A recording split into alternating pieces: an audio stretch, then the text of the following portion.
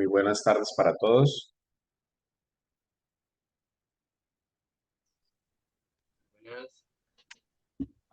Espero que se encuentren muy bien. El día de hoy eh, continuamos con nuestra programación de charlas del Dharma y tenemos como invitado, expositor para esta charla de hoy, al maestro Huishi Shakya desde México, quien nos va a exponer un tema muy interesante acerca de el budismo y el marxismo, coincidencias y divergencias. Le recordamos a todas las personas que nos miran en estos momentos, que se unen a esta transmisión, que hacemos parte de la Orden Suyun Chansen Latinoamérica, una escuela de pensamiento que trabaja la línea de enseñanzas del maestro Siddhartha Gautama. Em, Estamos en varios países divulgando este conocimiento y compartiendo las enseñanzas del maestro fundador, recordando siempre que para nosotros el maestro Gautama no es nuestro objetivo alcanzar, sino es nuestro punto de partida. De ahí partimos para poder trabajar diferentes líneas de pensamiento y hacer de nuestra existencia algo práctico y algo que realmente nos permita entendernos, poder también interactuar como seres humanos sociales que somos y poder crecer en el cultivo también del estudio disciplinado y contrastado con diferentes disciplinas del conocimiento.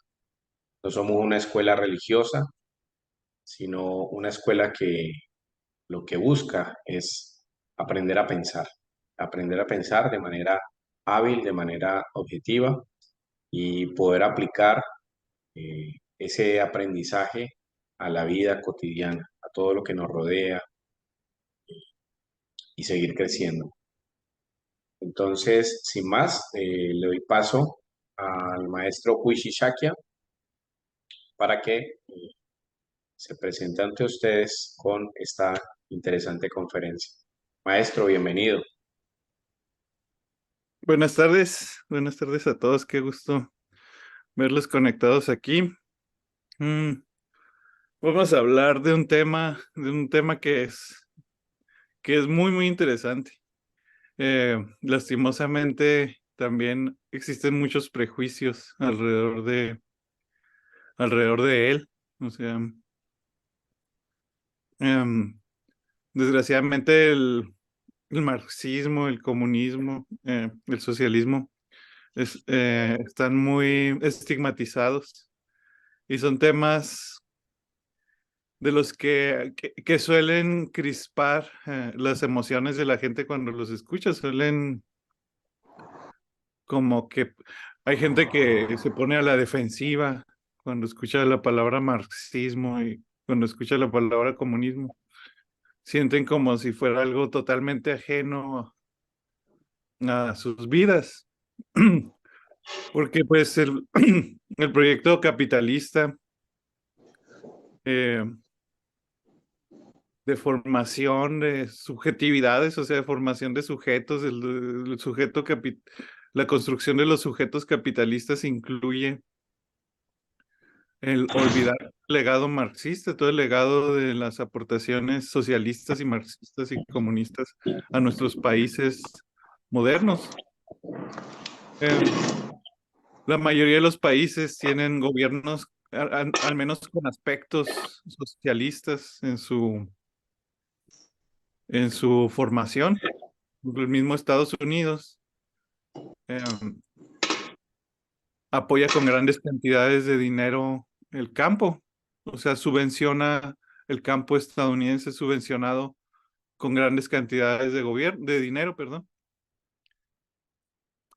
porque resulta que países capitalistas, emblemas del capitalismo como es Estados Unidos, requieren de estrategias socialistas para sobrevivir, para generar riqueza de verdad, como la producción de grandes cantidades de granos, que es fundamental para cualquier nación. Un país necesita producir trigo, producir arroz, producir avena, granos fundamentales para la supervivencia, producir maíz. Entonces, Estados Unidos lo que hace es eso, aplica al campo estrategias socialistas. También muchos países tienen estrategias socialistas para abordar el tema de la salud pública, para abordar el tema de la educación pública, pero te venden como que no, que el socialismo es malo, el socialismo este, es un peligro, cuando en realidad casi todos los países del mundo eh, tienen en sus fundamentos, en los aspectos más importantes de su administración, de su gobierno, aspectos profundamente socialistas. Eh, entonces, espero que no haya prejuicios así en contra del comunismo o el marxismo como si fuera algo totalmente extraño, algo ajeno y peligroso para nuestra sociedad, sino que se le vea como lo que es el gran aporte a las ciencias sociales, a las ciencias políticas que definió todo el siglo XX y sigue definiendo el siglo XXI. eh, en, en, en todo el mundo. O sea, la relevancia del marxismo, de las enseñanzas de Marx, es enorme y se le oculta muchas veces. Se le trata de disfrazar de otros, bajo otros nombres. Bueno, dicho eso, pues el budismo, en cambio, goza de mucho prestigio en Occidente. Lo que se conoce como budismo en Occidente goza de cierto prestigio aún entre, digamos, por ejemplo, en las redes sociales vemos que se le trata como una espiritualidad y una forma de religión que se considera muy positiva. Eh, Irónicamente, tienen esos aspectos, esas dos cuestiones, tanto el budismo como el marxismo, tienen profundas concordancias. O sea, hay aspectos en los que lo que el Buda enseñó y lo que Marx enseñó coinciden profundamente. Coinciden en sus bases, por así decirlo, en lo del fundamento sobre el que están construidos. Y hay otras diferencias profundas también que vamos a ir comentando con este artículo. Voy a compartir pantalla con ustedes. Creo que sí puedo. Sí puedo. Bueno, um,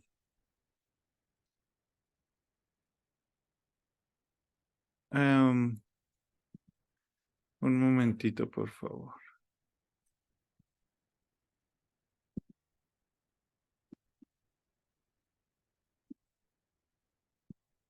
Um,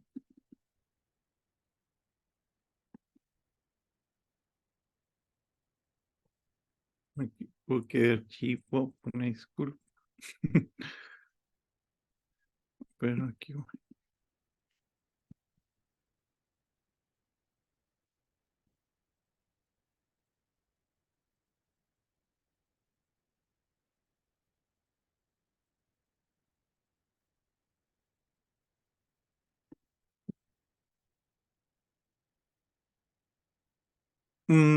Tenemos hace un año o 2 años comencé a trabajar, a traducir un artículo que nos llamó mucho la atención en la Orden Suyun, donde se hablaba precisamente de la relación entre estas dos filosofías entre estas dos em,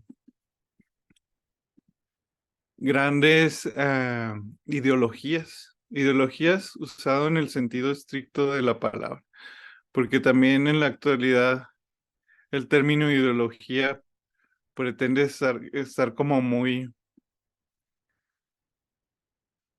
buscan como que ensuciar el término ideología como si fuera algo negativo, cuando, cuando una ideología es prácticamente cualquier estructura de pensamiento que nos y las ideologías son herramientas que nos permiten pensar, no son, no son fines en sí, sino son, el objetivo de una ideología es brindarnos estructuras para pensar, para facilitarnos resolver problemas, no, no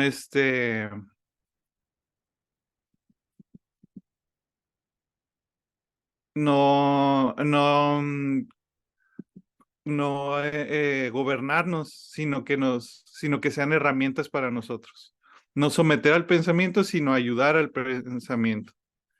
Entonces, este artículo que les voy a presentar es de Graham Priest, Priest, se pronunciaría en inglés Priest. Y él es un estudioso tanto del budismo como del marxismo y es un académico social. Un estudiante perdón, un estudioso de las ciencias sociales. Y voy a comentarlo también como alguien desde la perspectiva más bien budista del asunto, pues. Entonces, él empieza como planteando esto, lo que es evidente para nosotros, que son una pareja que parece muy extraña, el marxismo y el budismo, que tienen que ver. La mayoría de la gente que está acostumbrada a pensar que el budismo es una religión de la compasión y del amor, y mientras que el marxismo está totalmente satanizado y se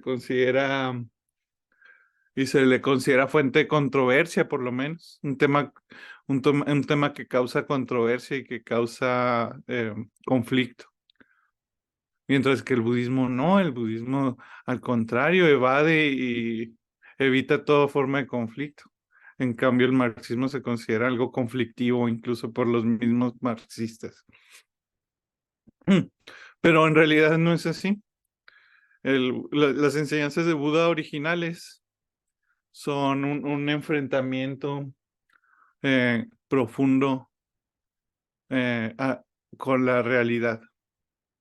No son una evasión y no es simplemente construir la paz desde el interior, sino afrontar una realidad exterior, una realidad, pues no puramente exterior, sino en la que no hay una diferencia entre lo interior y lo externo. Quizá esta aparentemente gran diferencia entre budismo y marxismo se debe a que en Occidente se considera que lo espiritual es lo contrario de lo material. Se maneja como que algo espiritual, un trabajo espiritual religioso, es contrario a lo material, al mundo tangible o al pensamiento materialista.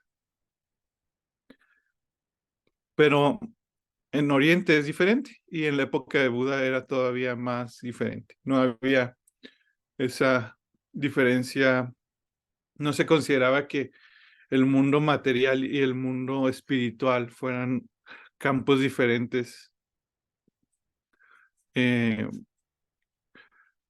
y que entre los que no hay relación alguna. Entonces, por ahí es muy importante que vayamos pensando que el budismo originalmente obedece a otras maneras de conceptualizar el mundo que nosotros. Por ejemplo, la enseñanza de Buda en sí que hoy en día se considera una religión y se le apunta ahí junto al Islam y junto al cristianismo y el judaísmo, el hinduismo, se le pone ahí como una de las 4 o 5 religiones más extendidas del mundo. Cuando surgió el budismo no era el planteamiento así, el budismo no surgió para ser una religión, surgió para ser un dharma, es decir, una doctrina, una filosofía, una enseñanza, un conjunto de ideas que tienen como fin eh, ayudarnos a vivir mejor. Es muy diferente eso a una simple, a lo que consideramos religión en las definiciones de diccionario y en lo que es comúnmente aceptado como tal. Entonces, el budismo no es una religión exactamente, es un dharma. Y el dharma, lo que es, el dharma ya ese es otro, ese es un término que merece otro análisis. Bueno, ya arrancando en el texto, eh, inicia con una cita del Dalai Lama, citando al Dalai Lama cuando dijo, en lo que respecta a la teoría económica y social, soy marxista, dijo el actual Dalai Lama. Lo cual habrá resultado muy choqueante porque el Dalai Lama es patrocinado por muchas élites capitalistas y anti-chinas que hay en Occidente. Dalai Lama es un aliado natural de esas élites, porque él pues, fue expulsado del Tíbet por el gobierno comunista chino. Pero, y el texto inicia hablando un poco sobre los postulados básicos de las dos, de los dos, de las dos grandes ideologías que son de los grandes aparatos ideológicos que son el marxismo y el budismo. Y tiene esta línea que es muy interesante. Los dos tienen al menos una cosa en común, el marxismo y el budismo para este autor lo dice.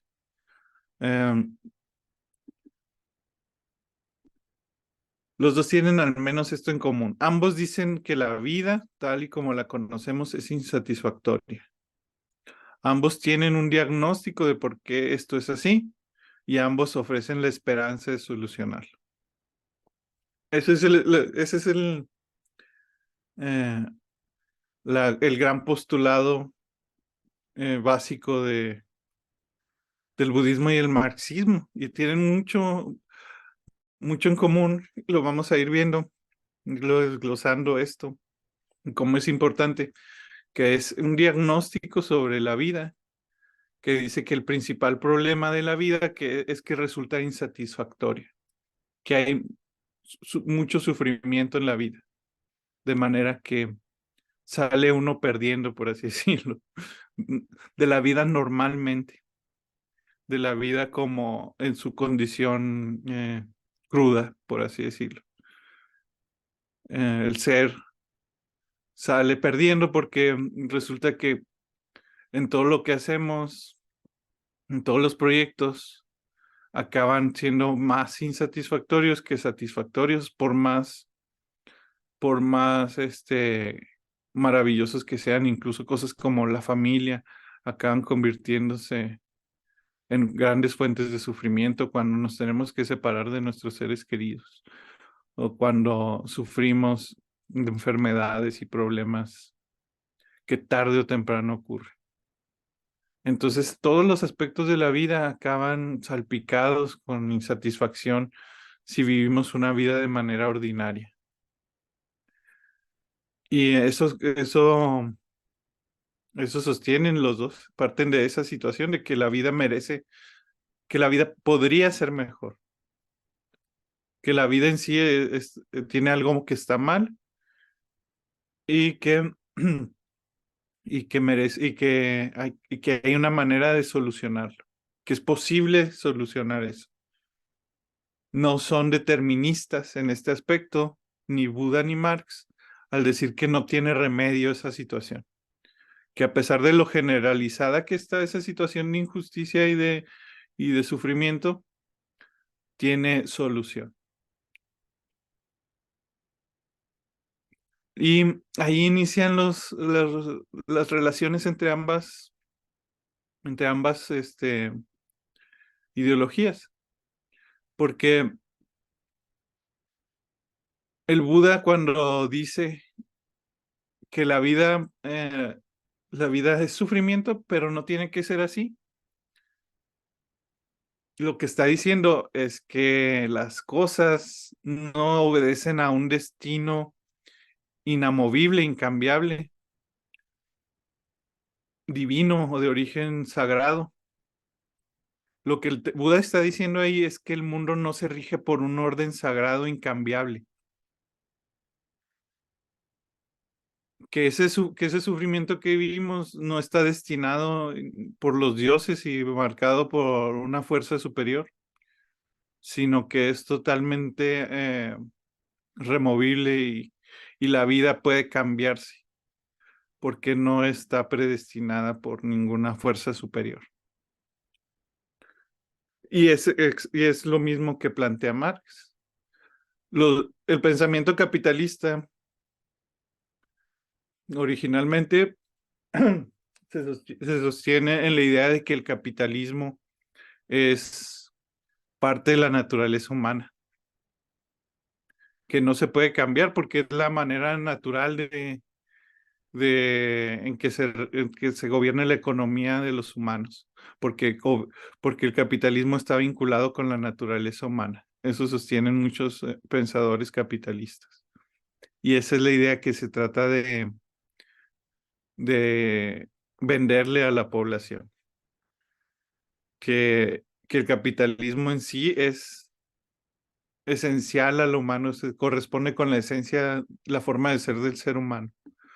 Y el marxismo te dice que no es así, que no necesariamente es así, que es posible otra manera de gobernar la economía y gobernar la sociedad humana. Entonces vemos que los dos piensan que la situación está mal, que es mejorable y que es posible mejorarla, que no está predestinada ni es fatalmente, las cosas tienen que ser así de manera fatal. En ese sentido son optimistas y son anti-esencialistas, o sea, no creen que hay una esencia humana que diga, no, tenemos que sufrir forzosamente, tenemos que, tiene que haber pobres y tiene que haber ricos y tiene que haber dominio y tiene que haber explotación, porque así es la esencia del ser humano, que es lo que dice el capitalismo. En ese sentido vemos la primera gran coincidencia, que es como muy estructural y general de ambas corrientes de pensamiento. Y luego el autor menciona eh, algunos textos budistas en los que hay posturas políticas del Buda. Aquí nunca se citan estos textos a lo largo del artículo, pero hablan de cuando el Buda se habla de temas políticos y sociales, lo hace de una manera muy sencilla, pero que es algo que muchos gobiernos necesitarían poner en práctica. Y el Buda dice que los problemas sociales, prácticamente todos los problemas sociales devienen de la pobreza. Mientras la gente sea pobre, la gente roba, la gente miente, la gente asesina, la gente tiene, enfrenta diferentes problemas y sus problemas son mucho más graves. En cambio, pues, el pensamiento capitalista te diría que no, que el problema no es la pobreza, el problema es la falta de valores de la gente. Esa idea un poco un poco, por así decirlo, clasista y, y religiosa, que, por la cual existe una asociación natural entre el capitalismo y, por ejemplo, el cristianismo y muchas religiones, incluyendo ciertas ramas del budismo, en la que buscan como que someter al individuo y quitarle su capacidad para criticar y para y para rebelarse contra la injusticia. Entonces vemos cómo el capitalismo se sostiene en valores religiosos que buscan a un sujeto sumiso, atado a una creencia de que la autoridad tiene un origen esencial. Digámoslo así, en la antigüedad, que sostenían que la monarquía era de origen divino, era designada por Dios.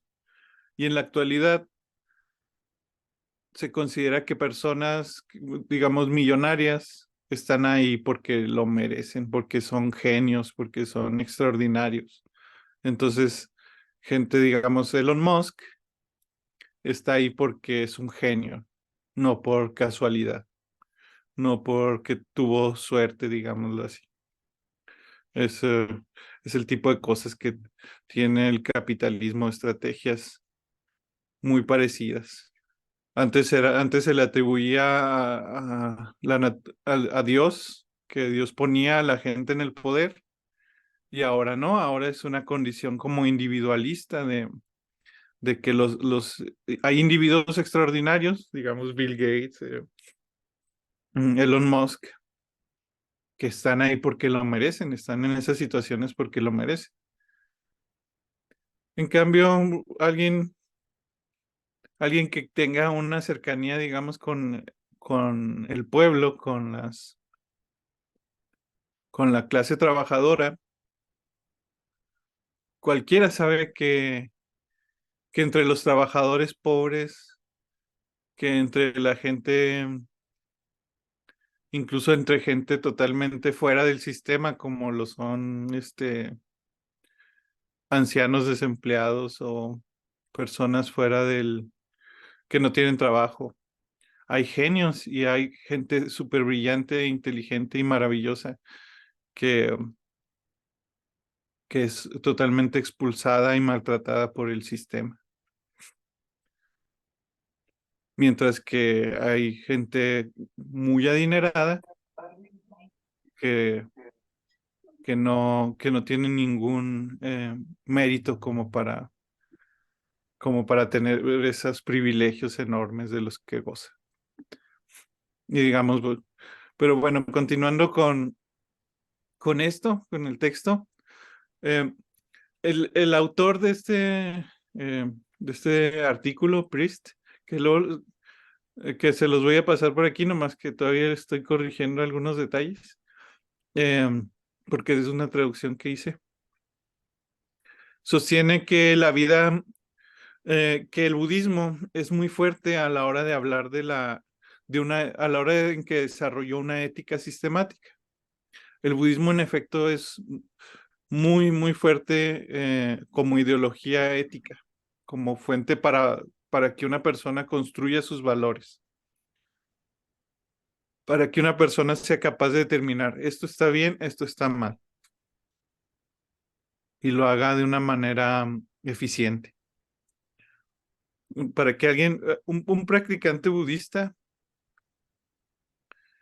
serio, es tiene las herramientas para decidir qué es lo que está bien y lo que está mal de manera natural, por así decirlo, lo ha asimilado. Y es uno de los objetivos de las enseñanzas de Buda, es aprender a discernir, a separar lo que está bien de lo que está mal, aprender a verlo, entender sus dimensiones, entender en qué manera funciona ese proceso que hay entre lo que está bien y lo que está mal, que no es esencial, no hay nada que sea esencialmente bueno y esencialmente malo, pero sí, pero sí hay una manera de verlo y determinarlo en la práctica en momentos y espacios determinados. Bueno, el caso es de que para este autor el budismo es muy fuerte en lo que corresponde a una ética sistemática, mientras que el marxismo es débil en ese aspecto. A su vez, el budismo es débil en lo que corresponde a una práctica pública. La práctica pública le llama aquí. O sea, el budismo casi siempre se plantea como una práctica individual, personal, íntima, espiritual, interior, un trabajo interior, por así mencionar, por así decirlo. Mientras que el marxismo es una práctica pública, algo social y algo político. El budismo solemos como que remitirlo al campo de lo interior solamente. Y, y Marx tiene profundiza muy poco en ese desarrollo de la ética y la práctica personal. Más bien tiende hacia lo público.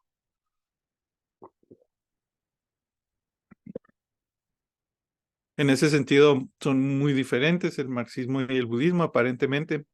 Resultan que son reinos, que operan en reinos diferentes, pareciera. Sin embargo, si leemos nosotros a profundidad las enseñanzas de Buda y si conocemos un poco de ciencias sociales modernas, eh, poco a poco se nos puede ir formando la idea de que el ser humano en realidad, lo que consideramos interior y personal está totalmente eh, unido y compenetrado con lo que es social. O sea, nuestro yo que consideramos como algo muy personal, algo íntimo, en realidad es algo que se forja en en las relaciones humanas interpersonales. El ser humano surge en las relaciones humanas interpersonales. El ser humano en un sentido profundo, pues ontológico, nuestra ontología como seres es social. Mm, a eso apuntan muchos aspectos y muchos descubrimientos de las ciencias sociales modernas nos llevan a saber que el ser humano en sí es un animal social determinado por la circunstancia, las relaciones con otros seres humanos. Por ejemplo, algún caso que apunta a esto muy claramente es el de los niños ferales. ¿Han escuchado? Los niños ferales son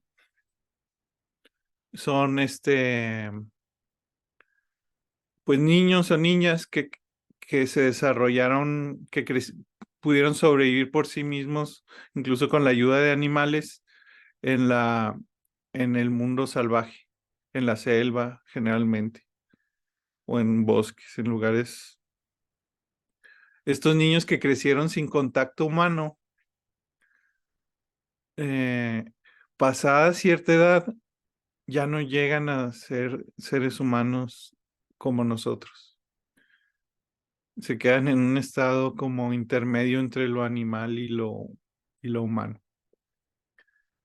No tuvieron en una época crucial de su desarrollo cerebral el contacto humano necesario para acabar su formación como seres humanos. Entonces los estudios con niños ferales en todo el mundo, en diferentes casos que fueron surgiendo principalmente durante el siglo XIX y el siglo XX, eh, apuntan hacia esa situación de que el ser humano no existe propiamente sin su red de relaciones humanas. La otra es que otros aspectos que apuntan hacia eso es que simplemente nosotros no podemos sobrevivir solos. El ser humano no existe solo, no puede vivir solo. Necesita de una red de relaciones. Entonces, cualquier, cualquier cambio que nosotros queramos en nuestra vida, digamos, aunque sea algo muy íntimo y psicológico, como es el proceso de liberación que busca el budismo, requiere un cambio en las relaciones humanas que tenemos. O sea, si la vida está mal, porque hay sufrimiento y hay un déficit, hay una pérdida ahí, o sea, obtenemos felicidad y luego obtenemos más sufrimiento a partir de esa felicidad. Hay un déficit, hay una pérdida en cada cosa que realizamos. Si tenemos ese problema, la manera de resolverlo implica también nuestras relaciones con los demás. No solo una relación con nosotros mismos, sino trabajar con nuestra red de relaciones. Trabajar con la manera en cómo vemos a los seres humanos que nos rodean. Igualmente, y esto coincide plenamente el budismo y el marxismo, de que hay un problema ahí con en la manera en cómo está estructurada nuestra sociedad. Mm.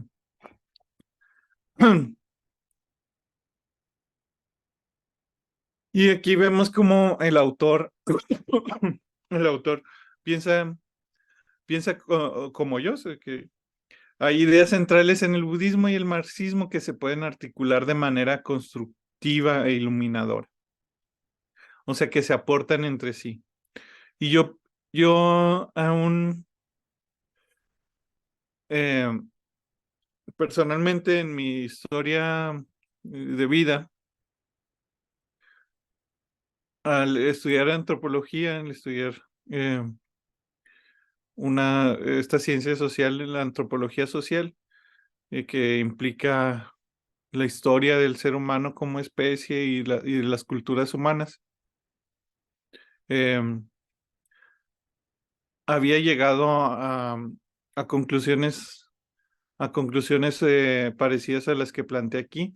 Yo sin saberlo, que mucha de la antropología moderna, prácticamente toda, está influenciada por el marxismo, aunque no lo digan, aunque no haya ese énfasis suficiente en que el marxismo influyó a todas las ciencias sociales, eh, incluyendo a la, a la paleontología, por ejemplo, el estudio de los humanos antiguos, al desarrollo evolutivo del ser humano. También está influenciado por el marxismo porque resultó muy iluminador la idea, resultó muy iluminadora la idea, la sencilla idea de que no existe una esencia humana y que la planteó en las ciencias sociales Marx. No hay no hay una esencia fija del ser humano, sino que hay una serie de procesos que forman al ser humano como tal. Pero bueno, eso lo vamos a ver un poquito más adelante. A continuación, en el artículo, habla de aspectos relevantes del budismo, que muchos de aquí quizá ya dominen estos aspectos bastante bien. Eh, quizá mejor de como los plantea el artículo. Pero, pero lo plantea aquí de una manera muy interesante. Bueno, plantea la primera noble verdad, que es la verdad del sufrimiento. La verdad de que el sufrimiento y la insatisfacción están presentes en todos los aspectos de la vida humana, en el desarrollo general del ser humano. mientras sea una vida vivida en forma cruda y básica, sin la intervención del Dharma, de la reflexión que ofrece el pensamiento budista. Bueno, la segunda noble verdad es que el dukkha, el sufrimiento, es causado por el deseo o la codicia, em, que, que se puede sintetizar en estos dos aspectos, que son el apego, el aferramiento y la aversión. La aversión, que es lo contrario, pero lo mismo al mismo tiempo, son dos caras de la misma moneda. El apego y el aferramiento corresponden con el odio, el rechazo, la inconformidad. Em, entonces, esa es la segunda noble verdad. Y la tercera noble verdad es una verdad muy optimista, que es que si uno elimina la causa del sufrimiento, también elimina el sufrimiento. Si uno elimina la codicia, elimina el sufrimiento. Y la cuarta noble verdad, aquí la sintetiza de una manera muy interesante, que es diciendo que, que la cuarta noble verdad es el camino que conduce a la liberación del sufrimiento, como lo hemos visto. Pero él le llama dividido en tres aspectos: el aspecto cognitivo, que en budismo tradicionalmente se le llama aspecto de la sabiduría, que es la visión correcta y la intención correcta; el aspecto ético, que es discurso correcto, acción correcta, medio de vida correcto; y el aspecto mental, él le llama mental aquí. Normalmente en budismo se le llama como que desarrollo, cultivo de la atención, cultivo de la mente. Esfuerzo correcto, atención plena correcta y concentración correcta. Eso, pues lo hemos visto en muchas ocasiones, y no sé si tengan alguien dudas sobre estos aspectos, alguien que no conozca las cuatro nobles verdades del budismo, que quiera una explicación. Bueno, si nadie necesita una explicación, pues podemos continuar. Luego, él mismo lo dice, hay muchos, hay mucho que decir sobre esto, mucho que explicar y mucho que entender, y el budismo en sí es tratar de entender esto. Ese es el esfuerzo, lo que se llama trabajo espiritual o esfuerzo espiritual en Occidente, lo que es vida espiritual, como quieren llamarlo. En budismo es tratar de entender esto y desarrollarlo. Así que es algo difícil de explicar. Bueno, después de que señala muchos aspectos relevantes del budismo, lo fundamental del budismo, em, y su énfasis, por ejemplo, del budismo en la compasión, la gran importancia que tiene la compasión y la preocupación por los demás en el budismo, em, que es uno de los aspectos que lo conecta más con el marxismo, que es la preocupación por lo colectivo. En el budismo hay se tiene que cultivar aspectos que van por ahí, por la preocupación por todos los demás, el desarrollo del amor universal, el desarrollo de la gran compasión en ese trabajo espiritual budista, de los diferentes budismos, de las diferentes escuelas budistas. Y en eso coinciden prácticamente todas. la grandísima importancia del, del trabajo, de la preocupación por lo colectivo, eh, ¿qué es por qué? Porque mucho de esta visión correcta que aparece aquí mencionada es comprender que el ego es, que el yo no es esencial ni eterno. Nuestro yo no tiene nada no hay una esencia humana, no hay una esencia particular de mi yo, no hay un Nelson eterno y perfecto adentro de mí, no hay un alma esperando a salir del cuerpo, sino que hay un proceso, hay una serie de procesos en los que surge esa identidad personal. Hay una serie de procesos en los que el sujeto se va formando. Si yo creo que hay una alma, una cosa mía que hay que es eterna y perfecta, eh, significa que soy una especie de isla, que soy un centro del universo y y que estoy separado de los demás, que estoy aparte de lo demás. En cambio, si reconozco que no hay tal, que soy un proceso, que soy parte de toda una serie de eventos y que estoy relacionado y que existo por mis relaciones con los demás, me voy a dar cuenta que esa manera de existir interrelacionada, de ese surgimiento de mi yo que surge de la relación con los demás, entonces tengo que cuidar mucho más mi relación con todo lo demás. Tengo que pulir mi manera en cómo estoy relacionado con los demás.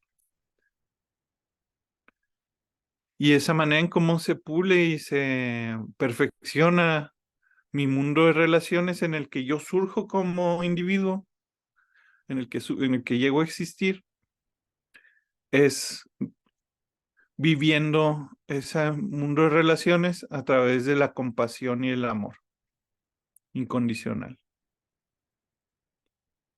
¿Se dan cuenta? O sea, el individuo, como no existe por sí mismo, como solo existe en el universo de relaciones, como surge en su relación con los demás, entonces tengo que cuidar mi relación con todo lo demás. Tengo que vivir de una manera armoniosa y amorosa y compasiva. Esa es la manera en cómo atiendo a ese universo de relaciones. Muy bien.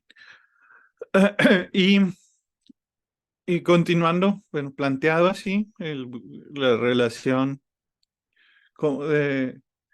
las concepciones budistas del mundo, ahora pasamos a como que los aspectos relevantes del marxismo, como que la concepción del marxismo del problema. Para el marxismo, el problema es el capital, es la ideología capitalista y los procesos capitalistas, que lo sintetiza este autor diciendo que el capital es esencialmente la riqueza y la búsqueda de más riqueza. Algo así de simple. Si se fijan, hay una relación entre el concepto de codicia, que es el origen, la causa del sufrimiento en budismo, porque el capitalismo es una riqueza que no se conforma con la riqueza que es, sino que una vez que tienes algo, ¿por qué no tener más y más y más? Si la riqueza es tan buena, ¿por qué no tener más y más y más y más y más? Entonces el capitalismo es una lógica, vemos aquí, es un proceso lógico. La riqueza La riqueza me causa algún bienestar, algún tipo de bienestar, ¿por qué no más y más y más y más? ¿Por qué no buscar que la riqueza se multiplique? Pues suena bien, suena lógico, suena como el procedimiento natural. Pero resulta que en ese proceso de querer aumentar la riqueza, eh, surgen toda clase de problemas, surgen toda clase de inconvenientes. O sea, no es tan bueno como suena, porque, porque esta riqueza para aumentar constantemente, eh, se tiene que buscar obteniendo el mayor beneficio posible. Entonces las personas que tienen riqueza buscan obtener más, eh, y surgen lo que podemos llamar, de manera general, injusticia. Surge la injusticia y surge la inequidad social. Porque para ello, las personas que tienen riqueza manipulan y utilizan y abusan de las personas que no tienen riqueza. No hay otra manera de obtener la riqueza, desgraciadamente, de obtener una riqueza ilimitada, como el ideal capitalista lo plantea aquí, sino desarrollando toda clase de estrategias que, que propagan y aumentan el sufrimiento en el mundo. Por ejemplo, cosas como simplemente pagar lo menos posible a los trabajadores. Vemos eso constantemente repetido a lo largo de la historia.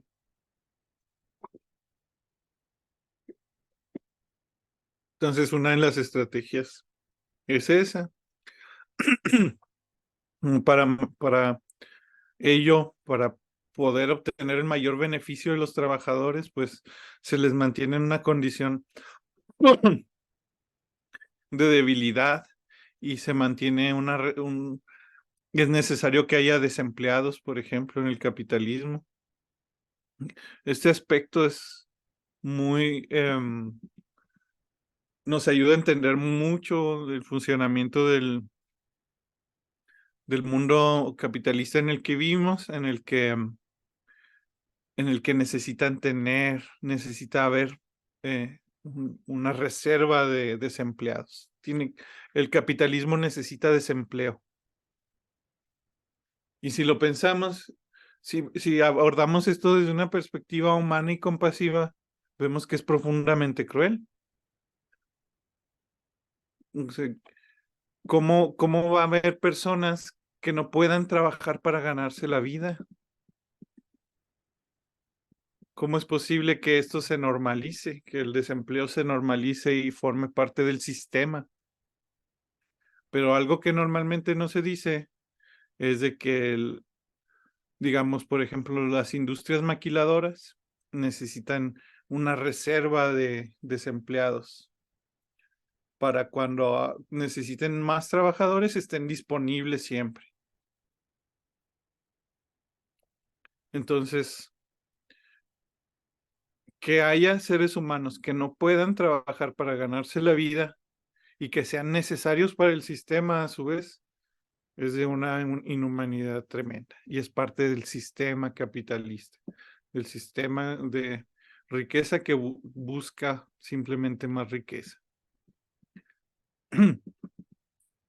Pues otros aspectos del capitalismo que busca producir productos básicos de forma eficiente y por lo tanto de la forma más barata, lo más barato posible, que acaba teniendo muchas consecuencias, por ejemplo, para el medio ambiente y para la salud de la gente, pero pues no podemos indagar, detenernos mucho en todos esos aspectos.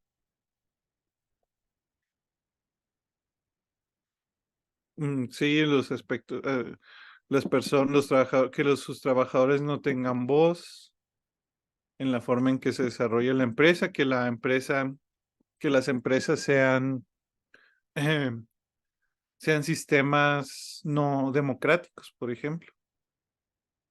Es algo muy curioso, pero no notamos, no se hace énfasis en que en nuestro mundo democrático, las famosas democracias occidentales que nos echan en cara siempre, que dicen que Estados Unidos, que Europa son lo más democrático que hay, también son sociedades en las que se convive, en las que convive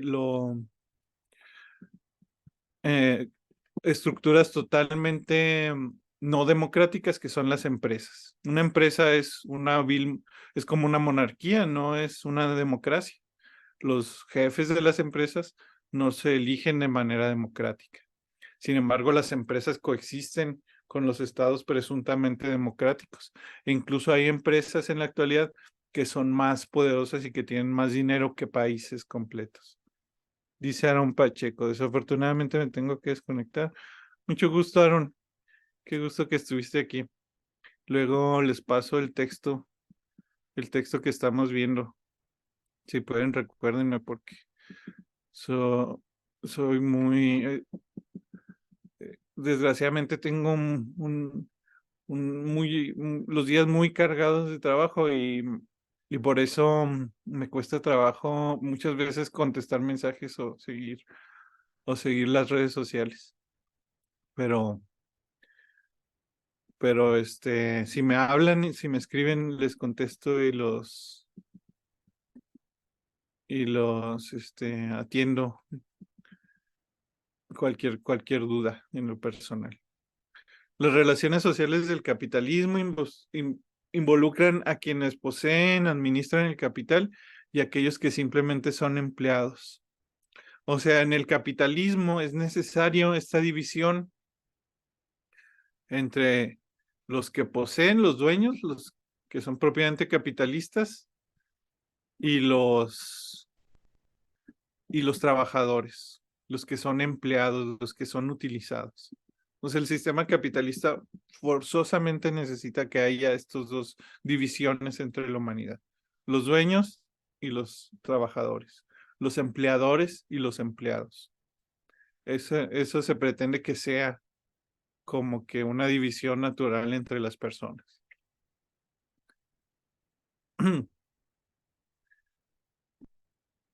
Em, voy a Hay algunos otros aspectos aquí, como que la concentración del capital debe intentar que la gente compre sus productos. Otros aspectos son que el interés del capital de la gente debe comprender cómo funciona.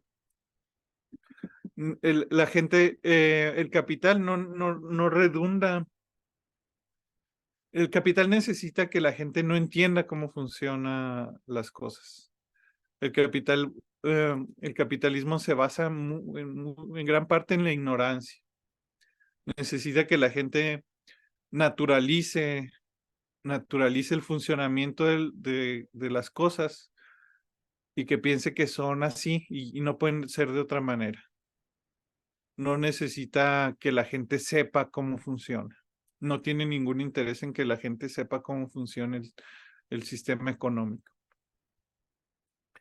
Y el capital actúa en su propio interés. O sea, es una ideología, es lo que decía: riqueza por más riqueza. El capital es un valor en sí. O sea, el capital no tiene como fin mejorar la vida de la gente, sino aumentar. El capital es un valor en sí mismo. Eso lo señaló Marx. Y esa era su crítica muy profunda al capitalismo, a la forma de producción capitalista, que es que no funciona para mejorar la vida de la gente, sino para aumentar el capitalismo, aumentar la riqueza, pero aumentarla en manos de unas personas. Entonces, para ello el capitalismo, pues, desarrolla todo tipo de engaños. Eh, como lo veníamos mencionando, la idea de que hay una naturaleza humana, que es la del capitalismo, forma de ser capitalista. Entonces, el sistema capital se corresponde con la naturaleza humana. El capitalismo sostiene que es una ideología que corresponde con la naturaleza humana. Entonces, se basa en esa idea esencialista y, y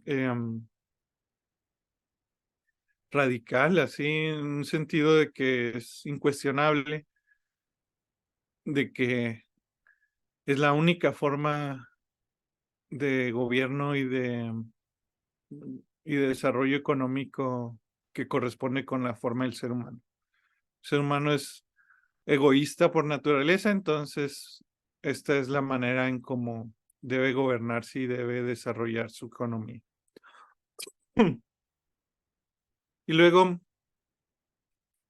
aquí sin querer vuelve el autor a las nobles verdades, porque en el concepto budista de yo está lo que había mencionado yo antes, de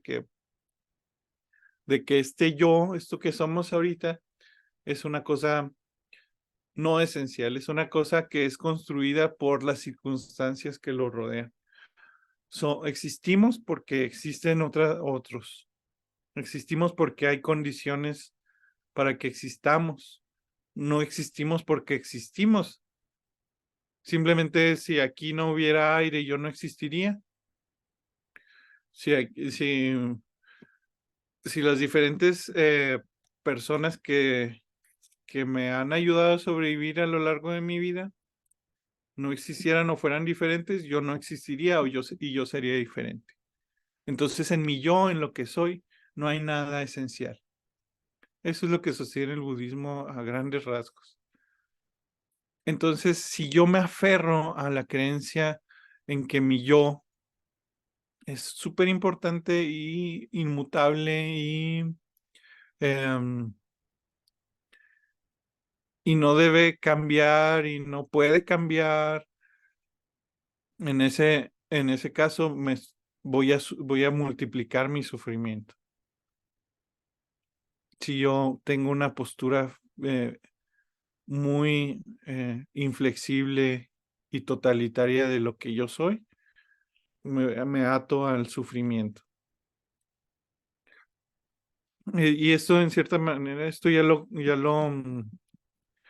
lo habíamos comentado, de que es en esa autoconcepción, en ese desarrollo de la creencia de lo que soy, en la que surge, el sufrimiento y surgen muchos problemas. Por ejemplo, vemos en el capitalismo moderno cómo hay una concepción de que nosotros valemos y nosotros importamos por lo que consumimos. Les voy a poner un ejemplo. En mi ciudad, en Chihuahua, al norte de México, hay un pueblo indígena que se llama los Rarámuri, los Tarahumara o Rarámuri. Son uno de los pueblos del continente americano que no fueron plenamente cristianizados. Conservan muchos rasgos de su cultura antigua, previa a la invasión europea. Entonces son muy diferentes a la cultura occidentalizada de los mestizos mexicanos. Y no están sumidos no tienen un pleno ejercicio del capitalismo, digámoslo así. No participan de esta ideología capitalista plenamente, no todos por lo menos, o muchos de ellos no, son totalmente ajenos a esto. Entonces, naturalmente, muchos rarámuri buscan ir, por ejemplo, a plazas comerciales o a lugares públicos donde hay plazas comerciales, digámoslo así, malls, les llaman.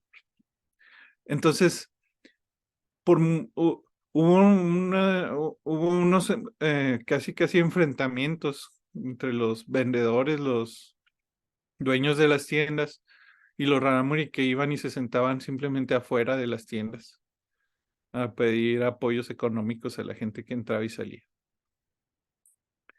Porque y la gente misma decía, ay, pues, ¿qué hacen aquí? Resulta que el rarámuri no tiene derecho a estar porque no está consumiendo, porque no es un consumidor en esas tiendas, aunque sea enfrente, aunque sea en un espacio público.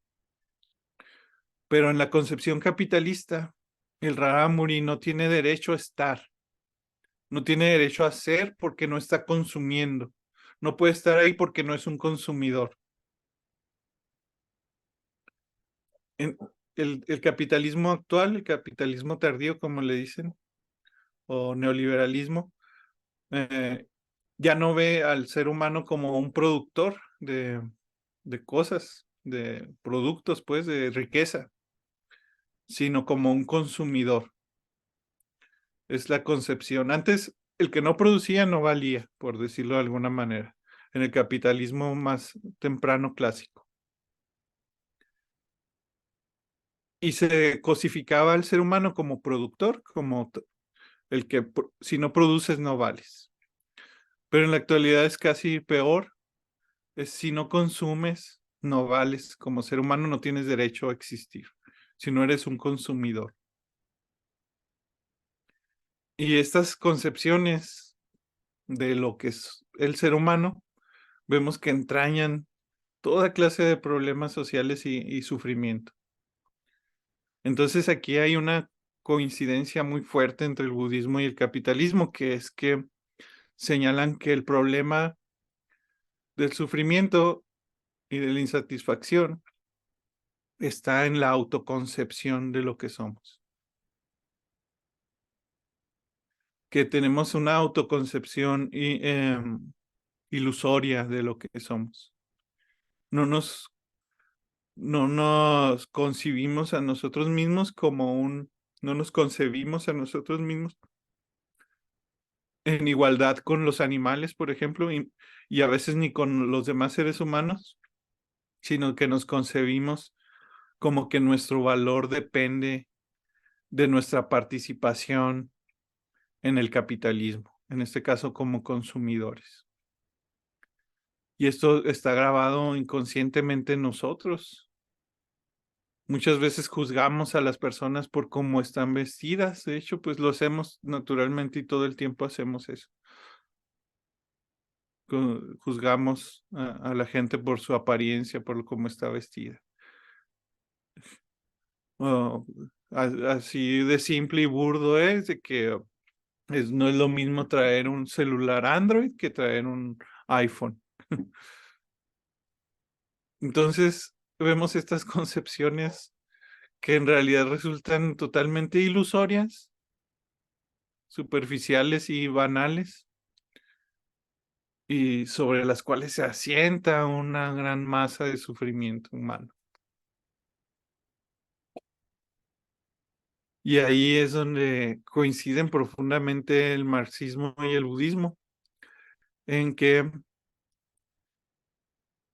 una concepción errada del ser humano, una manera equivocada de decir somos esto, somos aquello, conlleva mucho sufrimiento. Como les había dicho, en el budismo pues se plantea que el ser, lo que nosotros somos, no es una cosa fija, sino que es una cosa cambiante y formada de diferentes componentes, que son los 5 agregados. Bueno, eso no lo hemos mencionado hasta ahorita, pero los 5 agregados en el budismo son el cuerpo, nuestra materialidad, y son 4 aspectos interiores que están totalmente conectados entre sí, como la memoria, la conciencia, el, el, la voluntad ¿y cuál es otro de los 5 agregados? Y se me está olvidando casi el principal, la, el pensamiento. Entonces son varias partes que componen nuestro mundo interior y es el aspecto físico. De una manera paralela, el marxismo propone un componente biológico y un componente social del ser. Ambas partes tienen que estar bien y tienen que estar saludables para que el ser humano esté bien. Eh,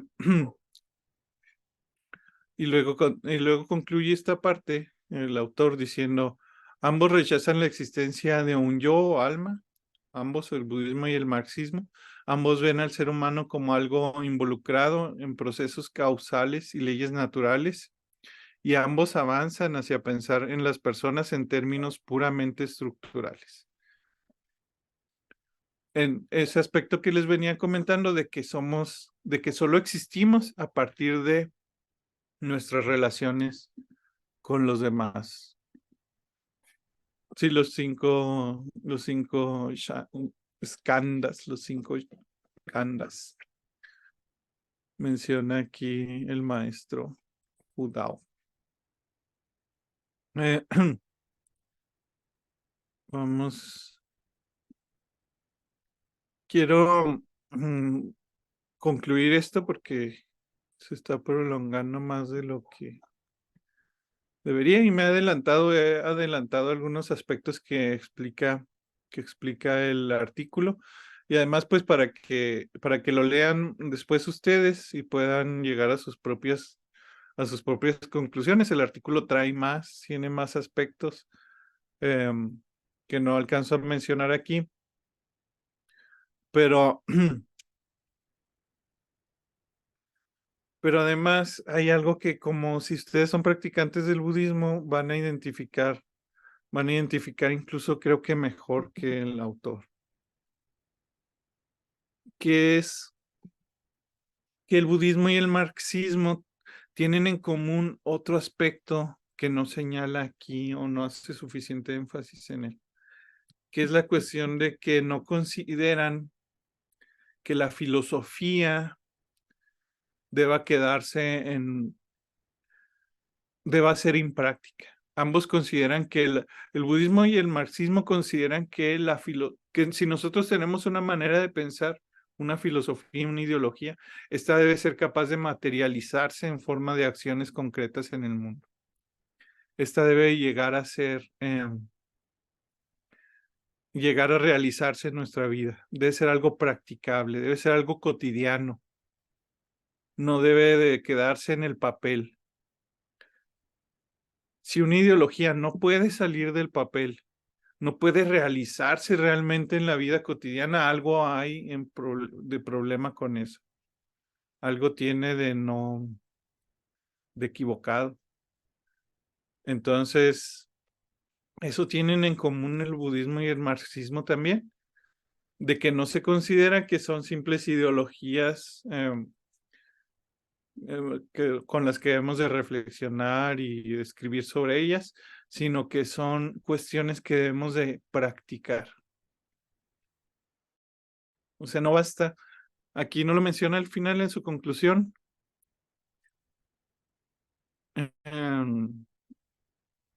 Cuando señala que para Marx una filosofía no debe de quedarse en el papel. La comprensión no es un fin en sí mismo, dice este autor que dijo Marx en su 11ª tesis sobre Feuerbach. No debe de ser, el entendimiento no debe ser un fin en sí mismo. Y eso está en las primeras, en las 4 nobles verdades, eso está en el noble octuple sendero. Porque la primera parte del noble sendero es el entendimiento. Y las otras 2 partes son la práctica. O sea, no puede haber, quedarnos aquí es inútil y es incompleto. Y no es posible, y además es contradictorio, porque si llegamos aquí, quiere decir que comprendimos que esa comprensión debe llevarse a la práctica. O sea, no, simplemente esto no puede estar completo sin una práctica ética, sin el llevar a cabo una vida ética y sin realizar los esfuerzos necesarios y la práctica mental que, que conlleva que conlleva propiamente la práctica budista, que es algo meditar simplemente, es algo que tenemos que hacer y tenemos que hacerlo no solo en un cojín, sino en cada aspecto de nuestra vida. Entonces, esa es como quien dice, la coincidencia final, la que amarra al budismo con el marxismo, que son prácticas, que no son filosofías que se quedan en el papel y en los libros, sino que son cosas que están hechas para desarrollarse en nuestra vida cotidiana. Y también es un aspecto por el que el marxismo es muy temido y muy criticado y muy oculto, y se busca soterrarlo y ocultarlo y negarlo, porque resulta que alguien marxista es alguien que lleva a la práctica en las enseñanzas de Marx. No es alguien que nomás las conoce y ya, y escribe sobre eso. Entonces un marxista realmente es alguien que es peligroso para el sistema capitalista. Y, y hay otros aspectos en los que el texto no profundiza bien, no tiene tiempo, pues no, a lo mejor no era intención del autor, de hecho lo expresa varias veces de que no puede abordar en un texto todo lo que es el budismo y todo lo que es el marxismo. Pero hay una coincidencia bueno, un aspecto que apunta hacia las coincidencias entre ambos, es que en la época de Buda, pues no había surgido plenamente lo que es el capitalismo, pero el Buda notaba que hay algo erróneo en la vida normal. Para ello el Buda proponía una forma de vida eh, monástica, en un monasterio, o más bien que en un monasterio, separados de lo mundano, de lo que se considera como mundano. O sea, salirse, si eras comerciante, abandonar el comercio. Si eras ganadero, abandonar el ganado. Abandonar la vida familiar, proponía el Buda. Porque en la época de Buda existía esa otra manera de vivir, que era la de vivir como un monje vagabundo que lo sostiene la comunidad. Entonces los budistas antiguos de la época de Buda se salían de su casa y sobrevivían gracias a la limosna, que era como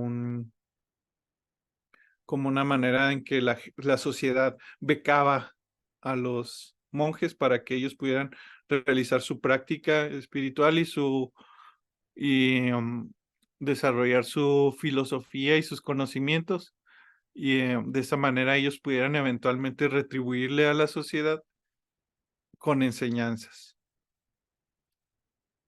Entonces, en la época de Buda existía esa estructura que permitía a los monjes salirse de la estructura social normal.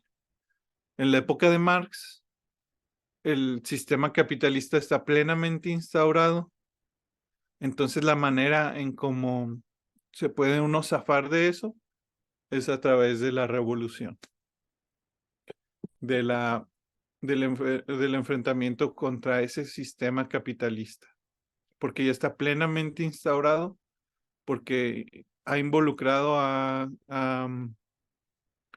se ha metido en todos los aspectos de la vida humana.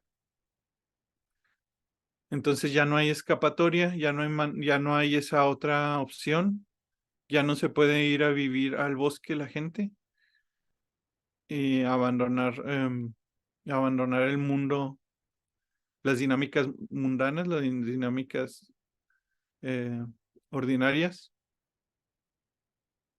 Entonces tienen que construir un nuevo mundo, construir una nueva manera de ser de la sociedad,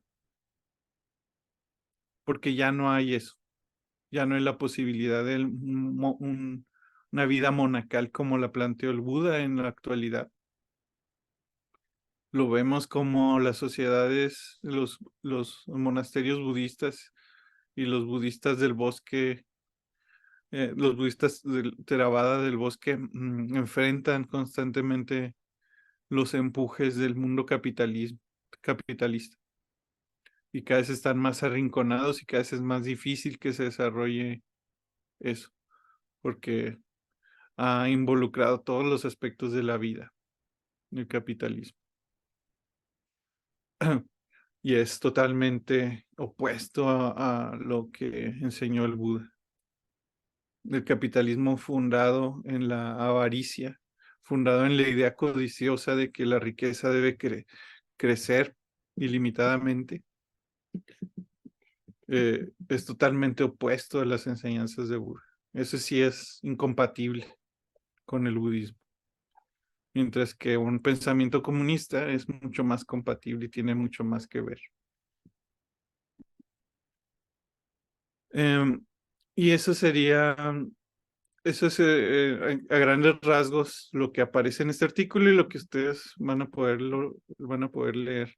Luego, releyéndolo, lo había traducido hace un año o hace 2 años y encuentro varios errores y cosas mejorables, así que todavía le voy a dar una revisada a esta traducción.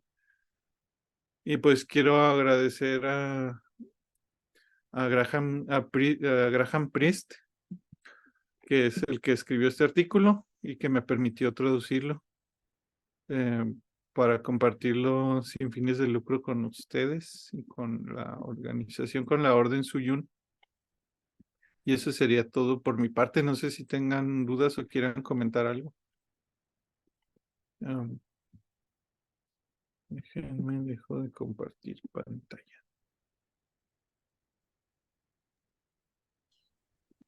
Muchas gracias, maestro. Sí, si hay alguna pregunta por parte de las personas que han estado acá en la transmisión, alguna duda, alguna pregunta o algún aporte desde su conocimiento, desde su apreciación, para que pues, el maestro también nos pueda responder frente a alguna inquietud.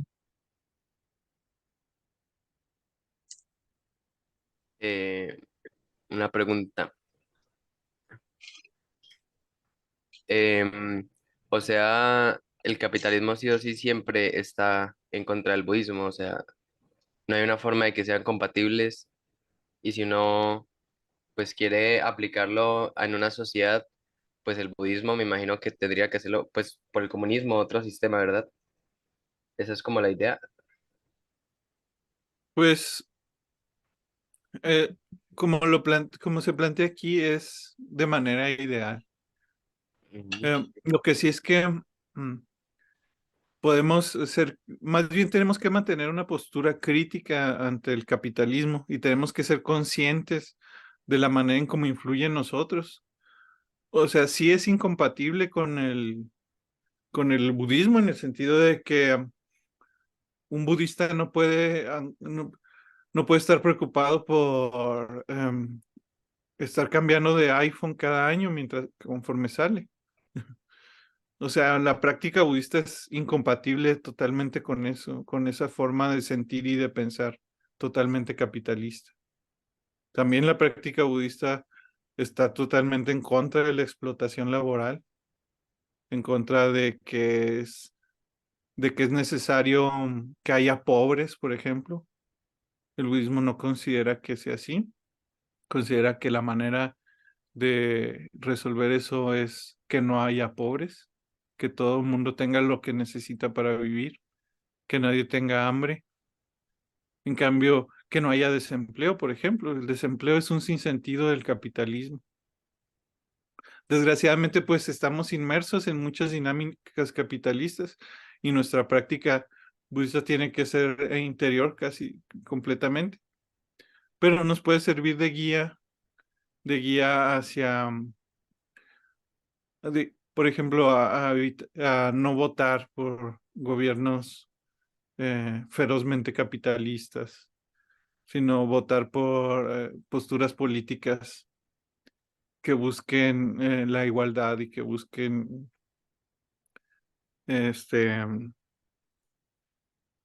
que tiendan hacia una reducción de la inequidad.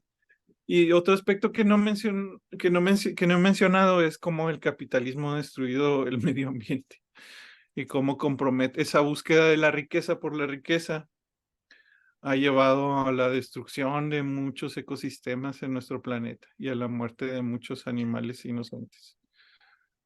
Porque otro aspecto del capitalismo también depende de la explotación animal a gran escala y de la destrucción del medio ambiente.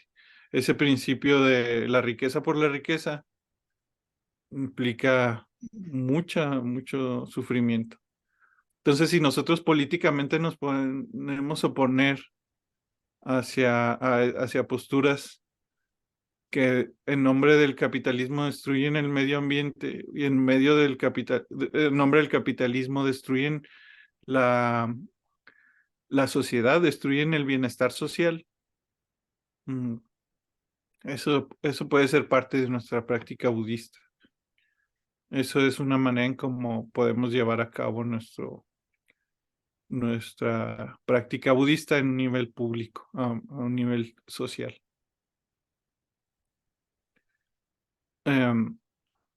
No es como que para ser budistas tengamos que ser comunistas exactamente, pero sí podemos ir orientando nuestras posturas políticas y nuestro activismo, si tenemos algún grado de activismo social, hacia, en esa dirección.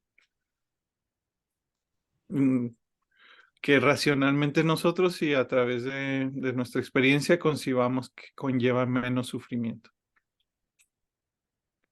No sé si alguien tiene más comentarios o si contesté esa duda. Muy bien. Shu, ¿tienes una pregunta para que se la hagas al maestro Huishi? Amistad a todos. Eh, Tengo algo que compartir mi idea. Estuvo muy interesante ese tema que estábamos viendo hoy. Eh, sí, desde hace muchos años me he dado cuenta que el capitalismo es como un pirámide que el punto más alto domina a los más inferiores, es decir, los superiores dominan a los inferiores, es decir, como el superior del presidente, el inferior del jefe, el inferior de su jefe, y así es el pirámide capitalista, ¿sí? He observado por internet que ya existen varias plataformas que por ejemplo, existe desarrolladores de softwares que lo hacen de manera voluntaria, que no hace parte del sistema capitalista, sino está recibiendo el apoyo económico de la comunidad. Sí, entonces, por ejemplo, la compañía Apple, Microsoft, Google, desarrollan software, aplicaciones, sistema operativo, como, como desea el presidente, el jefe, sí, que domina a su trabajo, es decir, les dan órdenes a su trabajo a que hagan tal cosa. Mientras que los voluntarios que reciben el apoyo económico de la comunidad desarrollan de lo que la comunidad lo necesita para sus más beneficios, ¿sí? Entonces ya pienso que ya es un sistema diferente. Entonces, por tal razón, desde hace muchos años he dejado de depender del sistema operativo Windows porque es un código cerrado, sí que fue desarrollado por Microsoft y ya empecé a usar Ubuntu, que es un sistema operativo de código abierto y fue desarrollado por diferentes desarrolladores de manera voluntaria que sí, entonces sí, y pienso que para mejorar la sociedad es que haya más voluntarios que quieran eh, desarrollar tecnología y en diferentes medios, sí, sí, que reciban apoyo de diferentes comunidades, que esa es la mejor opción para la humanidad, sí, y es mucho mejor que el sistema capitalista. Eso es todo. Gracias, Shu.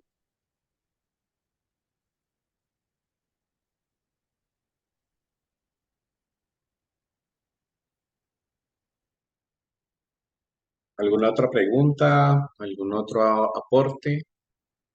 Hay muchas, yo pienso que por ejemplo, una mentira en la que se sustenta el capitalismo es ese aspecto en que es como que invencible, como que no hay manera de escapar de él. Pero hay muchas maneras en que podemos resistir de diferentes, con diferentes estrategias. Tiene muchos defectos el capitalismo, como nos enseña el budismo, no hay nada perfecto en el universo, incluyendo los sistemas de opresión. Entonces, siempre podemos encontrar maneras.